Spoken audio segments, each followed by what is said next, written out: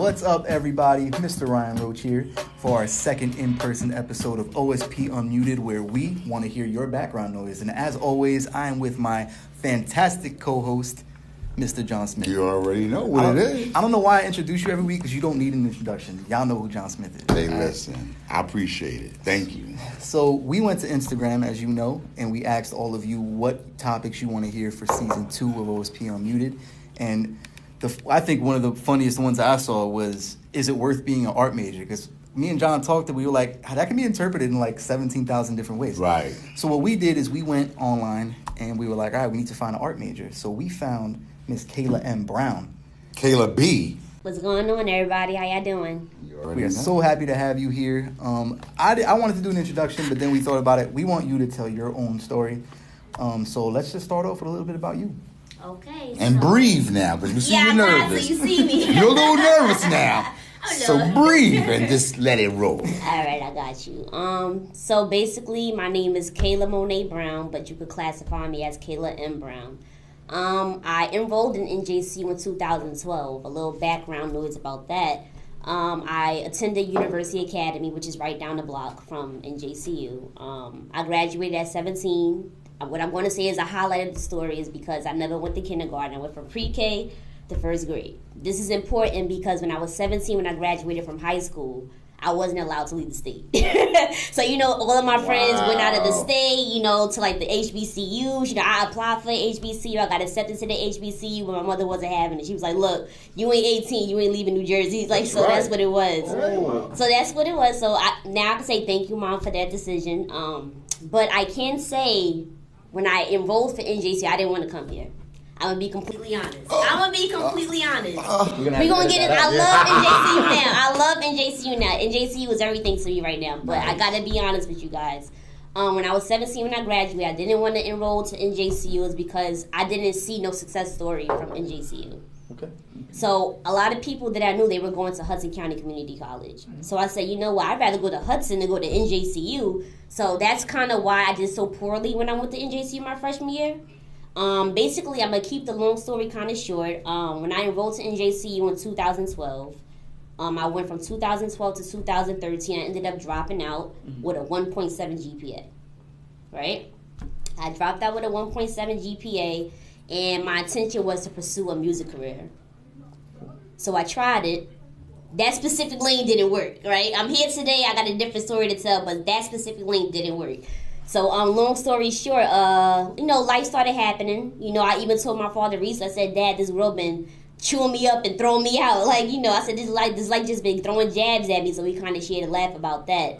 So, about 2016, I realized, all I was doing was either just going to work at Taco Bell or just writing rhymes in my bed or just not doing too much. So I had a meeting with myself. I literally had a meeting with myself. It's important to have meetings with yourself. I agree. It's very important. It's very important. Absolutely. So I had a meeting with myself, and I was like, you know what I'm going to do? I said, I'm going to invest in myself. If I want to do this music thing, I'm going to take my own pictures, which is photography.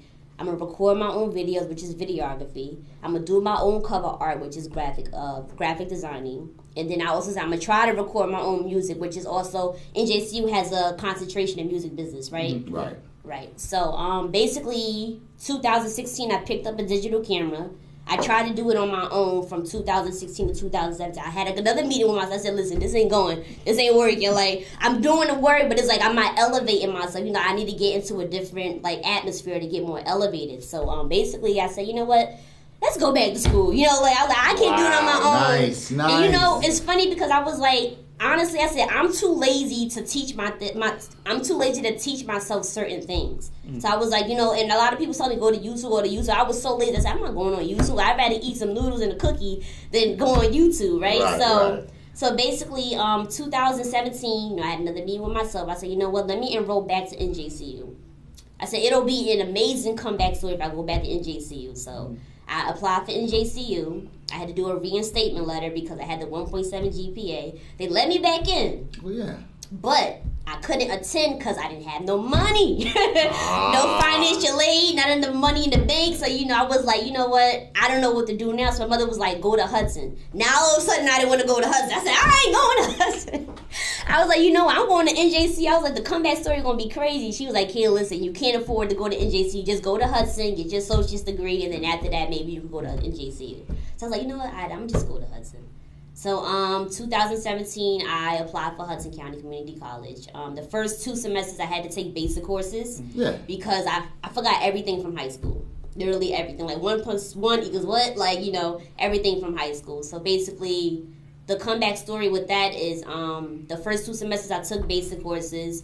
But then I ended up graduating with a 3.8 GPA. Woo! Come on now, you already know. My major That's beautiful. that I try to highlight was when I said I'm gonna do my own cover art. I took a major in computer arts, which is graphic designing.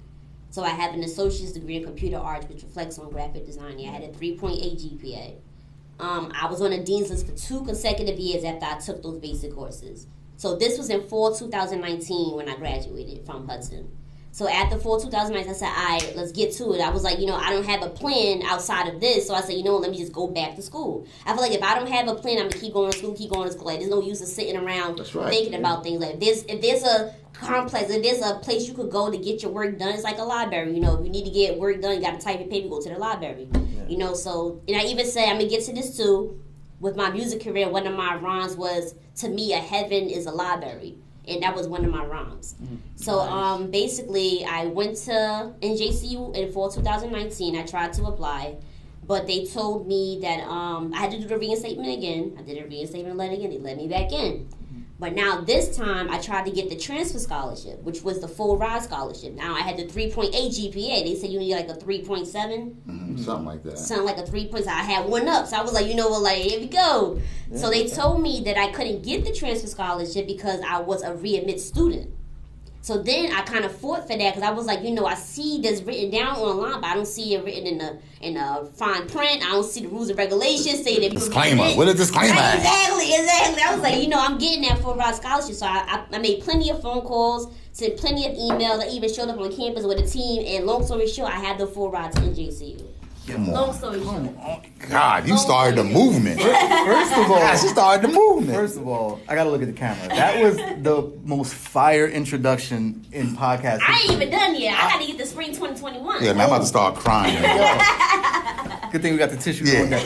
But let me get one of those Kleenex. Yeah, you can have one of those. Yeah, I'm gonna start crying. Yeah.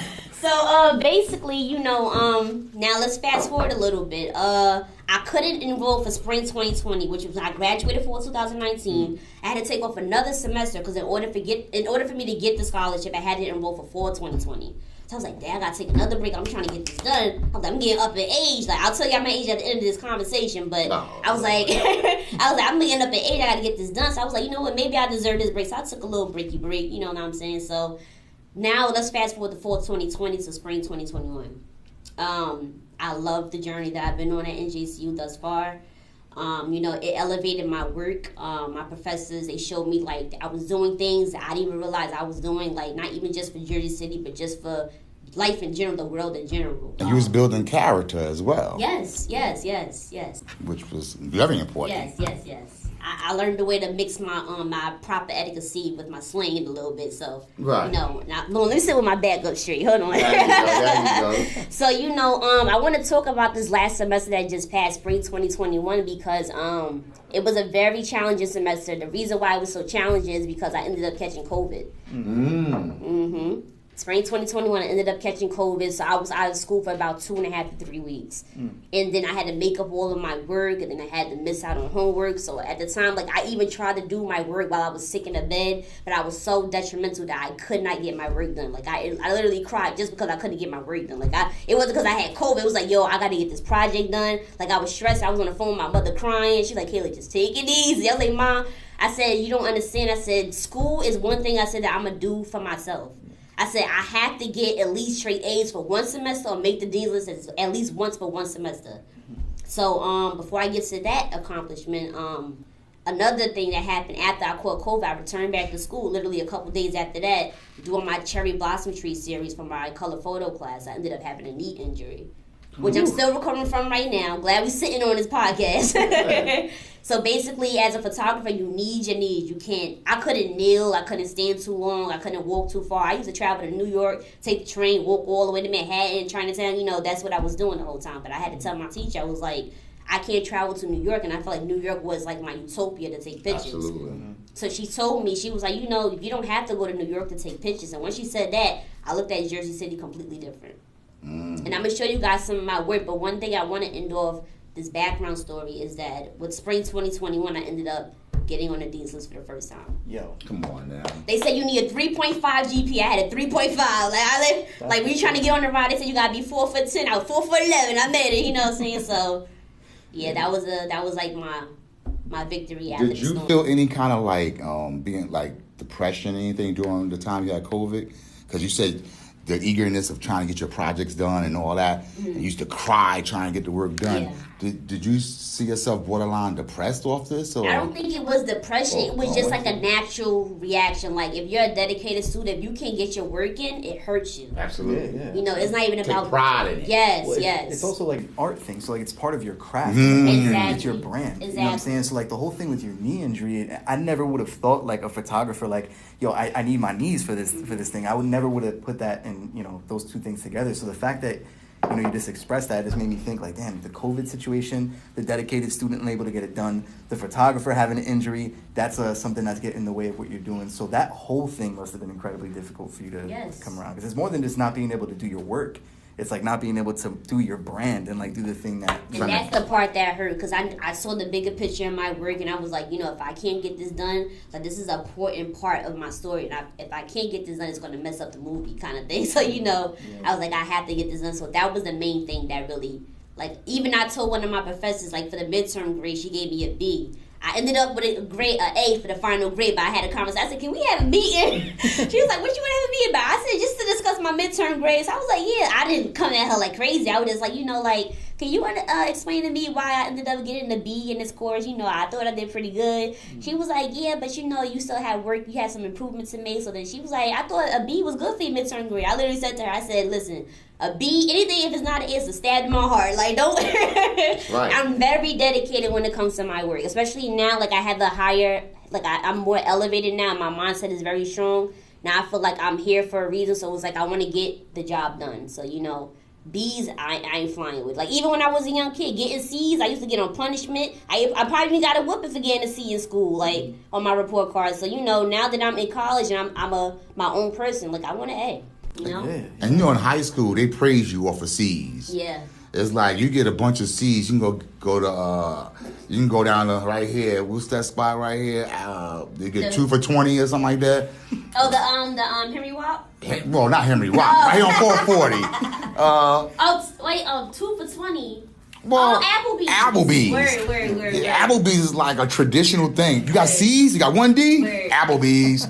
University Academy, they used to give us lunch cards depending on your grades and whatever. They'll give you a green card if you got all A's, a yellow card if you got B's, and then the red card you got like C's and S's. You know what I'm saying? But you know, I wanted to get that green or yellow card. You know, just so I could go outside for lunch. You know, that was a beautiful thing in itself too. Nice. Mm-hmm. Yeah, I mean, congratulations, though. First of all, I mean, Thank you. That's how we got to start off this section of the podcast. Like, that is an amazing story. You came in hot and like you were real and authentic. And I have so many questions. You want to get started? Let's just do it. All right. So let's go back to the beginning, right, where you just said like Njcu wasn't the school that you wanted to go to. Absolutely. And you mentioned that your friends were going to Hudson County. Was that the main reason for it, or was there another reason why you didn't want to come to Njcu? That was the main reason. The main reason was because I was 17. I couldn't leave the state of New Jersey because I wasn't 18. My mother didn't allow me to, so I had no other choice but to go to Njcu. Like, Njcu was actually in New Jersey. Like, it wasn't St. Peter's. I don't know any other colleges in New Jersey other than St. Peter's. Is there other colleges in New Jersey? Yeah, like Rutgers and like all those places. TCM. No, but I mean like Jersey City. Oh, Jersey City, no. Just St. Peter's and NJCU, Yeah. right? I was like, you know, NJCU, you know, it was right. I lived across the street. Like, I lived on 73 Audubon. This is the food truck. This is my house. And class was right there, you know. Yeah. And that 1.7 GPA, I didn't want to go to NJCU so bad. I lived across the street. I showed up late to class. Some days I didn't show up. Some days I didn't do my homework. I remember. But I was an awesome student for the student orientation. Yes. I was at Peer Council that summer in 2012. I definitely remember that. Yes. I had so much fun during that summer orientation. Like even now, some of the people that I met then, I'm still friends with them to this day. And I think that was probably the exposure part of it. Yes. You know, being exposed to college, even if you felt that you didn't really want to be here, but just being exposed to college. And then you had to buy into the process. Yep. Yeah. So you maybe that 1.7, that L you taking on that, shine the, put the little light in your head down the line, like, you know what, this is unacceptable. Yes. And then once you start believing in yourself, and that just goes into the question that I want to kind of ask you about, you emphasized about having meetings with yourself. Yes. How important is having meetings with yourself? Like, because, I tell students every day, I tell anybody, I talk to myself. Mm-hmm. I think that's therapeutic. I think that's something, because most of our answers is within us. Mm-hmm. Absolutely. So how important was it for you to have these little meetings? Now, you used to having meetings every day, because every time you turn around, he's like, meet. Now, No. See, what happened is I do music. Now that I'm like, all right, I'm 26, guys. I'm 26. Oh, Let me take the tissue out of my hand. I'm 26, right? So basically now is like, when I was sitting on my tail, I was writing rhymes. Even those weren't considered meetings to myself. Like, I felt like those were just like me emphasizing my future. Gotcha. And it was one point where I said, I'm writing about it, but I'm not putting no action to my words. So I was like, let me have a talk with myself. Yoke myself up real quick. Sometimes we gotta be our own parents. Sometimes we gotta be our own mentors. Sometimes we gotta be our own sisters. Sometimes we gotta be our own brothers. Sometimes we gotta be our own lover type stuff. So this is basically what happened. I said, you know what? Since I have control of my life, I'm going to sit myself down and I'm going to say, you know what, Kay, you got to get your life right. It's very important to have a meeting with yourself because, a lot of people, they can give you advice. They always say you can lead the horse to the water, but you can't make them drink. Absolutely. And then also another one is a soft tail, a hard head make a soft tail type thing. So a lot of people can tell you all these things that you won't. Me, this is the type of learner. You can tell me as much as you can, but I learned off experience. Mm-hmm. So you can tell me not to do this, that, and the third. Teacher. Exactly. Life is the best teacher. Exactly.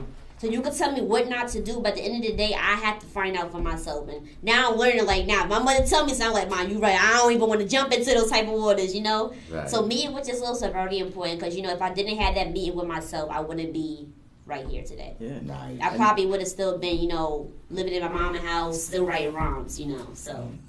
Word. I mean, it's one of those things where it takes a special type of person with a high emotional intelligence to know to slow down and have that conversation with yourself, right? Mm-hmm. So like it's a difficult thing for students to learn. Even adults have difficulty stopping and thinking about that, right? So where did you get that from? Was it just all you, or was it something like the reality of the situation that, inspired you to do that? Or like where did that piece come from for you? So basically I can give you guys a little highlight of my experience growing up in Jersey City.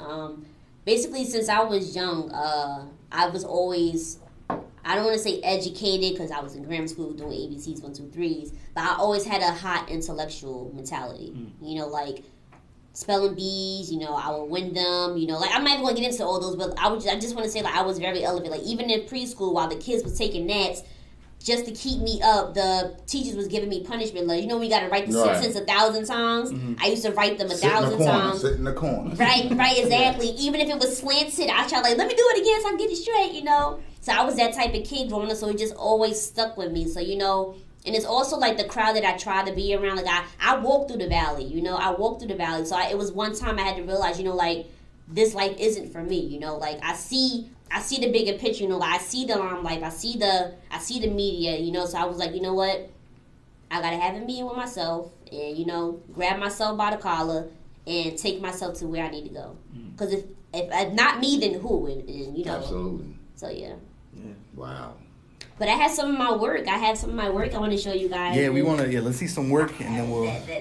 Yeah. Also, if you have some rhymes ready, I want to hear some rhymes too. Oh yeah, I actually have one planned. You guys want me to spit it right now before I show my work? Let's do it. Yeah, let's do it. Hold up. Alright. Hey, Kayla B in the house. So this one right here is called Lecture. I wrote this when I was 18 years old, and the background of this one is, how when you have a dream and you end up having you be rapping in your dream. That ever happened to y'all before? Like, nah, I ain't never. Nah, about that. Nah, I ain't gonna co-sign that. when I was 18, you know, I had a dream and I was rapping in my dream. It haven't happened lately, but normally I used to dream and I'd be rhyming in my dreams and I'd be waking up, yo, what I said, that was hot, you know? Because at the time, like, in my dreams, I used to be freestyling, but now I can't really freestyle. You know, I got to write and then I can come spit it. So basically, this one is called Lecture. Let me get some water before I do this. I had a dream I was on tour with Big and Pop, though. I did. You weren't rapping? I was like, you weren't rapping? Like, I was setting up the DJs, the equipment and stuff, the water boy. All right. This one is called Lecture. What about those nights when you lay down? Hold thoughts so tight, there's nothing you can say now. You want to lay a prey down, but you don't know any way how. Dreams of nightmares seem like they're right there. Dreams so true they become deja vus. Nightmares so scary, hoping someone would spare me, but clearly. Was it meant to be seen? Would never intervene. Was it meant to be heard? Would never given me the word. So what would you do? Quit or continue? You won't receive what you need, but flaunt what you want. You're doing the future where you sleep too much in the present. Your church saying hallelujah, but for God you wouldn't be a servant. Don't speak of your deservings when you're worrying, doing smart things with your earnings. Don't grant advice in someone's life when yours isn't even right. See without your pupils. Eat without utensils. Smell without your nostrils. And touch without refusal. Smell, well, it is quite beautiful. Can you determine it's an affair? Someone that cares? Your most loyal pair? Or love? When it is really there? Don't forget what the devil is. You can't, but you're willing to take that chance. Your attention span is expanded. Mind if I jam the insurance my words have landed? If I look you in the eye, does it mean am I telling a lie? If I shake your hand like a man, is my first impression 100 grand? Nah, think about it, y'all. We all know what it takes to make someone think that we're loyal, respectful, caring, and trustworthy. Can they get amen assurance that you heard me? We all know the cliche, baby. Fake it till you make it. So don't be surprised when your number one guy made you survive over lies, but spit the truth in the booth. So ask yourself while I ask myself, was real the truth or you? That's lecture, everybody. We're signing you today. we need a fire extinguisher. I'm about to call Rough Riders up. We got to get Kanye on. You know, we got to get you. Wow. I wrote that when I was 18. I woke up from having a dream and I literally got the writing because I didn't want to forget the freestyle that I did. I didn't say that whole thing in the dream. I probably did the first lines in my dream and then I completed the rest after I woke up. That is wild. Well, you know, you ripped it, and I'm glad to hear it. And I was like, no, that was really fire. Like, that's fire. Yeah. I'm really glad that we gave you a platform. Like, I hope at the end of this, I hope you plug, like, you know, anything that you're doing so we can follow you. Oh yeah, let's get into that. Let me show you some of my work. Sweet. I also want to ask you. Yes. Art. What is it? Art. You're an art major, yes, correct? Yes. So how therapeutic is art like, you know, how does it accommodate the whole, I know it accommodates, but yes. in your reality, how does it accommodate, like, you know, the... To me, art is my therapy. You know, like, well, let me get closer to the mic. Hold on. We might gotta edit this part. Hold on. Okay. So to me, art is basically my scapegoat. You know, like, there's a world that I see, but there's also a world that I have in my mind that I'm trying to create. You know, the way I see art is, you know, especially for art majors or any creative in the world, I feel like our art is our gift. And when I say our gift, a lot of people may think of that as a talent or a skill, but sometimes our gift is literally just wrapped up in our minds. So I feel like you have to take it out of your mind and unravel it and then, you know, reap the blessings that you sow. So that's something that I feel like art is very therapeutic for me. Nice. Okay. But let me show y'all some of my work. This connects to everything.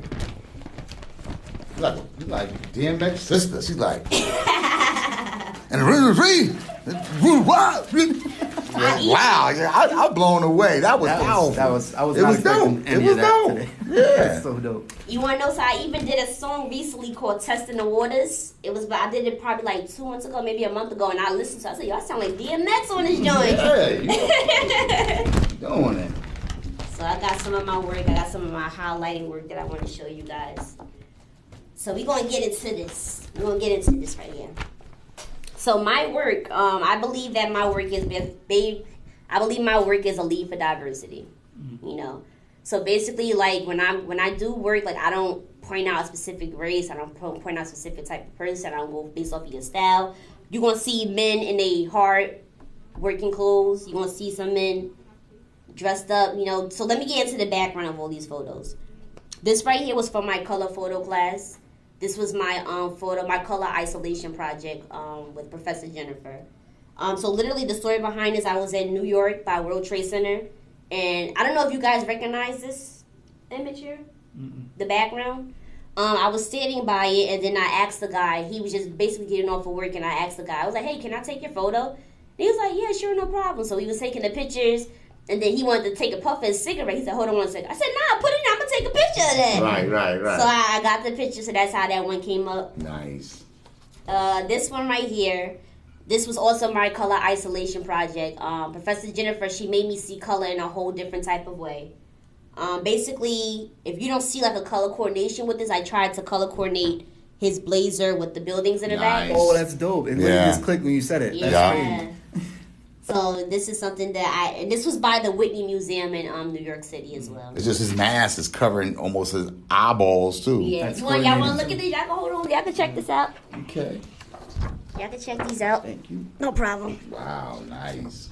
And this one right here this is before I was entering the Whitney Museum. These two females right here, I try to color coordinate the red blouse and dress with the red stripe on a DHL truck. Okay.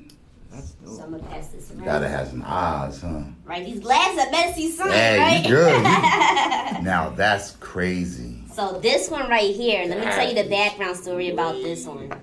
So this was from my honors art project with Professor Devin Jack. This one was my How Do I Look series. So basically it was two concepts to the How Do I Look. Concept A was I'm not a product of my surroundings. And product B was I am the nature of my surroundings, but I don't look how you think I should look. So he was representing concept B. Basically, this is highlighted because he's a male being photographed with flowers, and there's no biased opinion about this photo. It's just organic. And this was literally on the side of a sidewalk. This wasn't in a garden. This wasn't at a park. This wasn't somebody's backyard. We were literally taking pictures for the project, and we came across these flowers, and that's how this one came across. So we'll pass this one around. I love this one. Thank you. So this one I want to highlight. I want to highlight this one for a reason. I got another one right here, but this one right here was my cherry blossom tree series. Basically, when I showed Professor Jack this picture, she was telling me, like, you don't realize what you're doing. I was like, well, what I'm doing, you know? She was like, you're photographing men, specifically black men with flowers. And I was like, yeah. And she was like, you know, you only see that nowadays, especially, you know, in today's day and era, on funeral programs. Yeah, funerals, pretty much. You know? Yeah. Funeral program. I was like, yeah, even then, sometimes some men don't even be with flowers on funeral program. Most of them just got, you know, like the crown and the wings and the doves, and that was it. So this one right here, this was the last photo I was able to develop before I had my knee injury. So this was the last photo I was able to develop. But students, here's a key factor. If you're not good with taking pictures with film, for photography majors, if you're not good with taking pictures with film, always have your digital camera. Wow. Always have your digital camera. Yeah, the difference between those two are great. quality, You can hold them both so- up. Yeah. Try to do it like So you walk around, how many cameras you walk around with? 2 when I'm doing schoolwork. Okay. 2 when I'm doing schoolwork. So this one I was able to capture with my digital camera. So It's Jersey City? Jersey City. Nice. This Beautiful. is Union and the Boulevard. Okay. That's what's up. And this one right here was this was one of the I did this on a film camera and I was able to get it here. This wasn't this wasn't with the film development chemicals. This was taken with the film camera, and then I was able to do the editing on a phone app. I did Photo Express, and I believe I used Film Pro to get the film to be enlarged. So the story behind this one is I saw this beautiful cherry blossom tree. This was on West Side, I believe somewhere by West Side and Iggy. West Side and Iggy. And I saw the beautiful tree. I was like, you know what? I am not going to leave this tree side until I find somebody to take a picture by this tree. So he came out his house and I was like, hey, can I take your pictures real quick? I have no problem asking strangers, can I take pictures? I'm very sociable. Like, I have no problem talking to strangers. Comes So. with the territory, right? Right. The field. You know what I'm saying? Yeah, Like, you know, like, you want a good picture, you can't be shy about it, you know. So basically, I asked him to take his picture. He was fixing his hoodie and his book bag, and then I saw the tattoo on his neck. The tattoo reads D Block. And D Block is like a territorial name in Jersey City. So I asked him before, I didn't try to snap it real quick. I said, is it okay if I take a picture with your tattoo showing it? He was like, yeah. Then he looked up and I caught it with the cherry blossom tree. Yeah. And this is him live and well, you know, like, you know, so. He got this is- capital letters on his neck, too. Yeah. Good God. D Block. So this one. That's right down the exactly. street. Yeah. Nice. So this one right here is from my How Do You See America project. If you're an NJCU student or if you're familiar with the NJCU campus, this was taken by the Free Book Station right there. It's right there on Culver. Yeah. Right? So basically, if you could look at this picture well, maybe I'll give you guys some digital so you can put it close in the video. Yeah, absolutely. Dope. So basically in this picture, you see him with the plastic wrapped around his head like his bondage. And then you see like the American flag wrapped around his wrist like they're handcuffs. Mm. So the whole highlight of the story is I wanted to do it specifically by the Free Book Station because, you know, like when I'm trying to say education isn't free. I'm not talking about scholarships, I'm not talking about grants, I'm talking about, you know, it costs to be the boss. You know, the higher you go, the more life going to throw jabs at you, you know. And I'm not even just talking about the white man or Caucasian people. Also, it could be your own people sometimes. Period. You know, so it don't matter the race or ethnicity. I ain't going to say it. It takes me too long to say it. It don't matter the race or color. The higher you go, the harder life is going to get for you. But it costs to be the boss. So this is how I see America. I thought that was Freddy Krueger, to be honest. I mean, just to ask, because, you know, you obviously love what you do.